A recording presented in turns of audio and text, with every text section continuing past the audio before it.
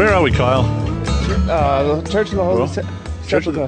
What? Is that where we are? No, that's not where we are. What am I talking about? Let's take another thing. Hang on, we're in Bethlehem. We're in Bethlehem, right? Bethlehem. And we're at one of those churchy things. Yes. Okay, we're at a churchy thing site. We're not so sure exactly which one it is, but somehow significant. Everybody here now? And judging by the doorway, hobbits. Okay, now the point is... Now, you see a small part of what we call today Old City of Bethlehem. We were mentioning this on the way from the area with the yellow sign, King David's Wells, and that would be the northern boundary of biblical Bethlehem, all the way to this area. This is the top of a hill. So this is a location, archaeologically speaking, this is the location of Bethlehem at the time of King David. We have to start with him. David born in Bethlehem, David anointed by Prophet Samuel in Bethlehem. Jesus born in Bethlehem of the house and lineage of David. So this would be the location of the little town of Bethlehem. Today Bethlehem is not much larger. It covers less than 24 square kilometers. Very crowded. Just out of curiosity, when Jesus was born in Bethlehem, the population of the village was around 500. Today, it's a city with 50,000 inhabitants.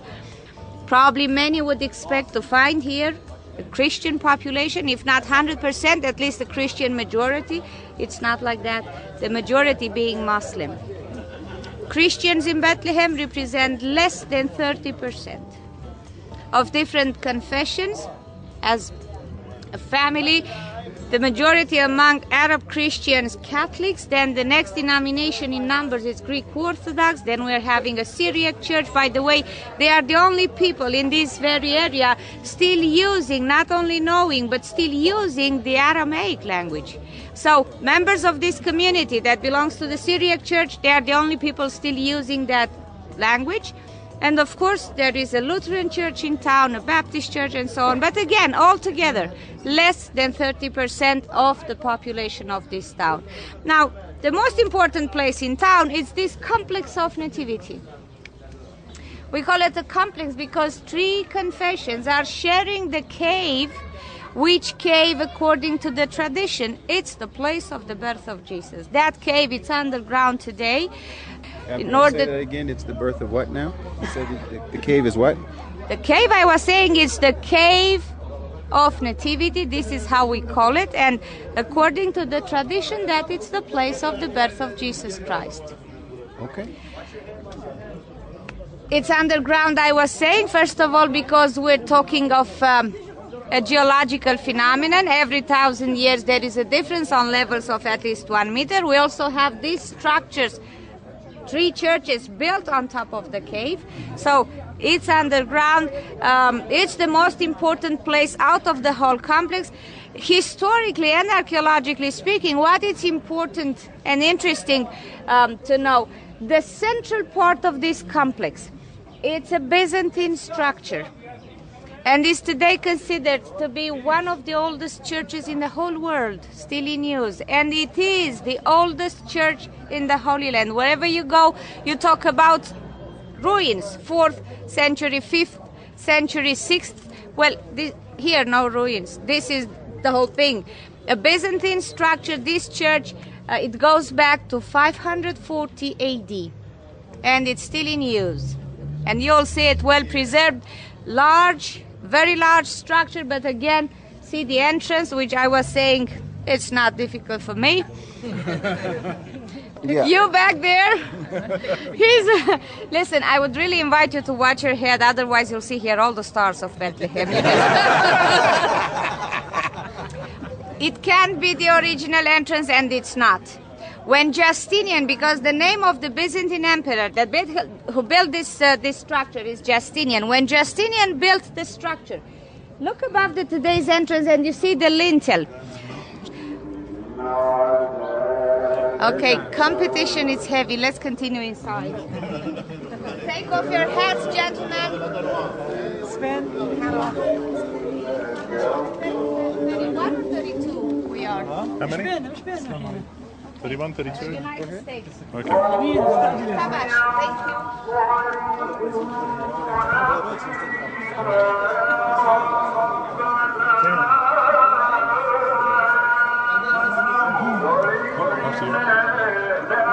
Off she goes. Yeah, down on hands and knees, so.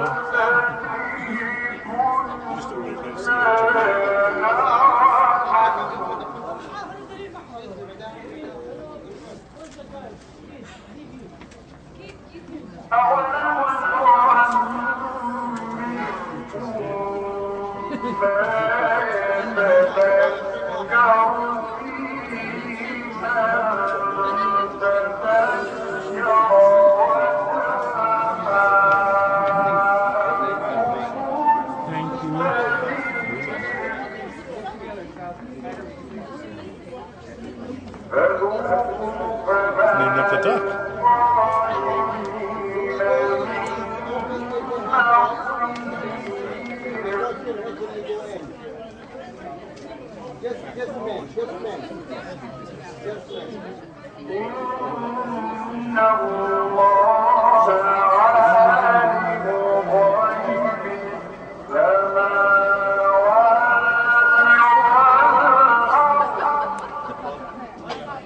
Five times a day. Yes, like in the morning.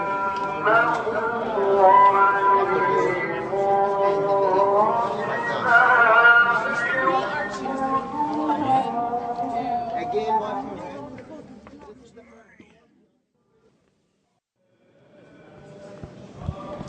So there's a 90-minute wait to see Keith. What is it that they want to see exactly? A 90-minute wait? They are waiting in line to see the little star that's over a cave that they believe to be the spot where Jesus was born. Okay. Are we going to hear Just about what between it us, actually is yeah, later? Okay. we are going to hear about that. Oops, sorry. So we're just having a look at some mosaics, some impressive ancient mosaic in the floor. And some incredible patterns. Very talented mosaic. I mean, that really is spectacular. But moving closer towards the center here to the... Well, what would you call this, Keith? What is the... Oh, they're having an Orthodox service. This is Greek the Orthodox Orthodox. service. Here. No, it's us in there.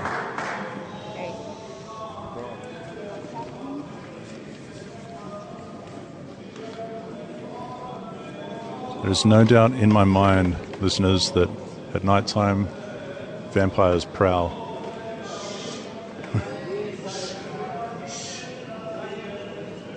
This is one of the creepiest places I've ever been. Oop, we're being summoned. What do you reckon, Kyle? Vampires? Come on, dude. There are vampires here, aren't there? Come on. Oh, they are. There are.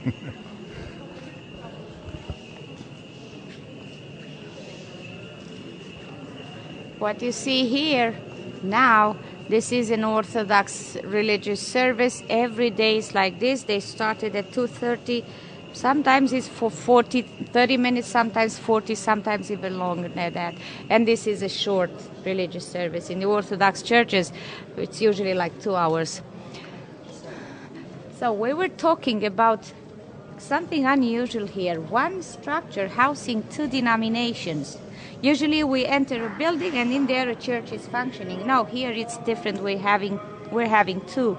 All the way from the entrance, this entire area, the central part where the service is going on. And if you look that way, you see the southern apside of the church. So the area, as I pointed, this means Greek Orthodox. This is the Greek Orthodox property. In here is the northern apside of the church, and that it belongs to the Armenians. So two churches functioning in here. There is, along with these two, we're having a third church, Roman Catholic. We'll go to see that place as well.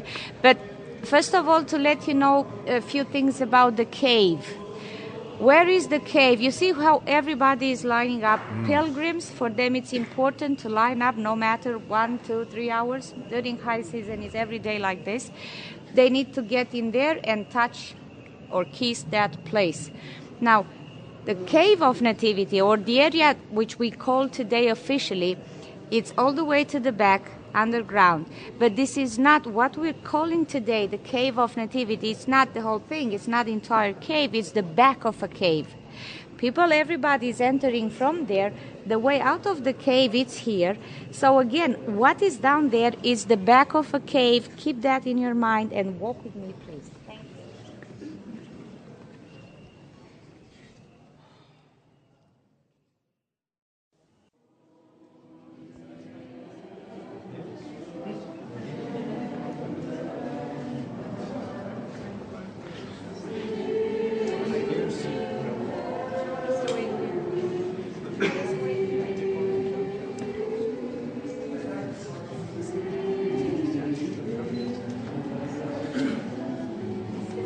What's this?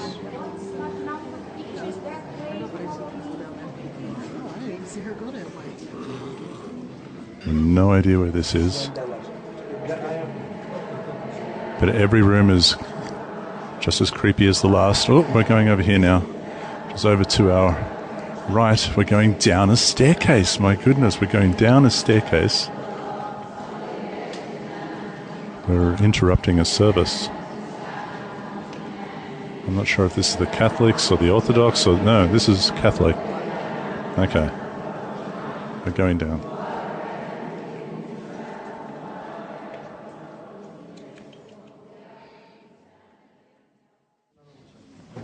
Now, you saw the queue, how long it is, and you saw how many are waiting, lining up to get to the Cave of Nativity. They are waiting up there to get to see the area behind this wall. What that means, it means that in here we are in the same Cave of Nativity. This is the Cave of Nativity. And I was saying that the place that they are waiting to see, that star on the floor, because you need to know one thing. Behind this wall, it's the back of this cave. Originally, the entrance was from there. And today, inside that room, we commemorate the birth of Jesus by having a large 14-pointed silver star on the floor. We're having that to commemorate the birth of Jesus. It might not be the very spot, but it's less important. This is a natural cave with a long history. I'm sure that if you spend a few days around here, if you visited Lower Galilee, for example, you talked about this way of life during biblical times, a common way of life during biblical times. Caves used as shelters, perfect shelters for human, for animals. So this is a natural cave with a very long history. By the way, we're having, archaeologically speaking again, we're having proofs that this cave was populated 900 and 800 years before Christ. So a cave with a long history, different periods of time, people using this cave in different purposes. At a certain moment, it seems that it was used as a stable. Okay, we're all used to this idea that Jesus was born in a stable, although there is no stable word in the Gospel of Luke. But because of that manger thing, because of the feeding trough, for people it's sort of fun, you know, Christians from all over, they come to Bethlehem thinking that Jesus was born in a stable. And once they get here, we start talking about caves, and everybody thinks, oh, okay, I have to go home and change my nativity scene. You don't have to do that. It's like this because... It's like this because, again, it was a common way of life. So, according to the tradition, the birthplace is behind the wall, but it's maybe in here. It's hard to say. There's a hole over there. You could peek in and see them kissing when the people met. Oh, I must. Yeah. Okay, all right. This tiny little I got to go and see. Got to go and see the Christians. There's a peephole back there, Jonah. You can see through. We've got to have a look. We've got to have a look at this. We're down the back here in the dark, and there's a hole in an iron door that we can peek through. Oh, small hole that we can peek through to see the Christians.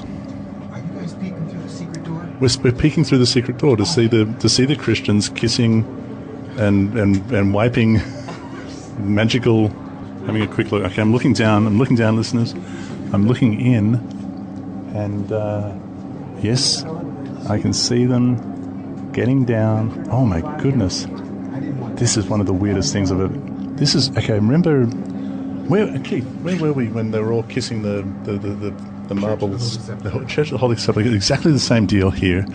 Getting down, wiping things on it to take home. It's now got magical powers, kissing it, doing all of the above. Yeah, very excited. Keith, what are we looking at? Come on. You've seen it yourself, John. No, you want to say it the right way. Come on. No, this is where the traditional spot where they believe that the birth of Jesus. Yeah. However, we have historical sources saying that that wasn't the case. You look through there and tell me what you see. Yeah, it's true, folks.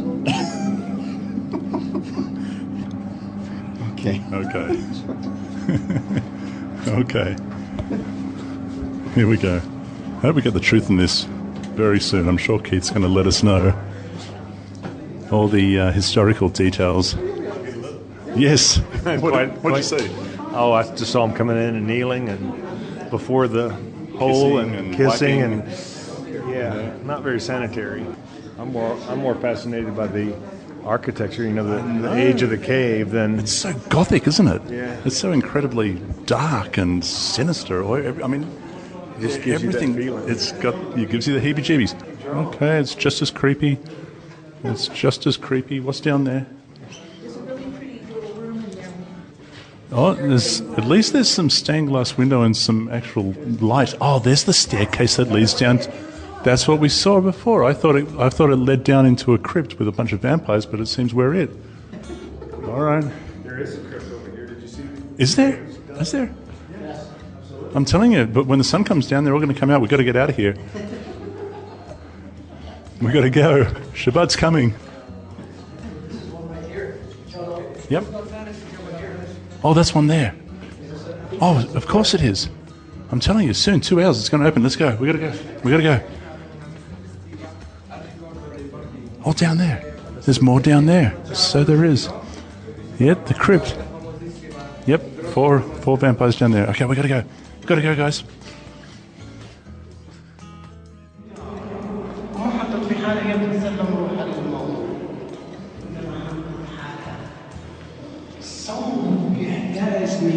Okay.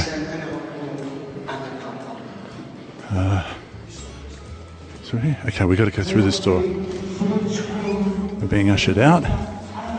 There's the black and whites coming in. We're out in the courtyard. Oh, tell you what, I've never been so happy to see some sunlight. That was super creepy.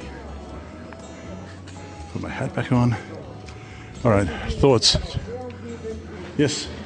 Did you feel holier being there? Did it feel like a holy place to you? It felt like I'm not kidding. When the sun goes down, the vampires come out. That's what I think. That's my impression of the place. All right.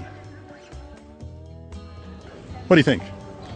The first part where all the traditional Yes. Greeks and Yes. Armenian Orthodox, Yes. Greek Orthodox and Armenian, they resemble very much like Chinese temple. Really? Yeah, that's Resembles right. very much like Chinese temple. Yes, Really?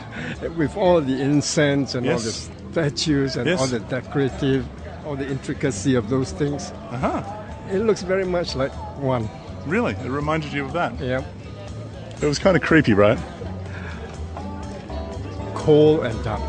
Cold and dark. It's a very good way to put it. It was cold and dark. There's no doubt about it. Dark in more ways than one.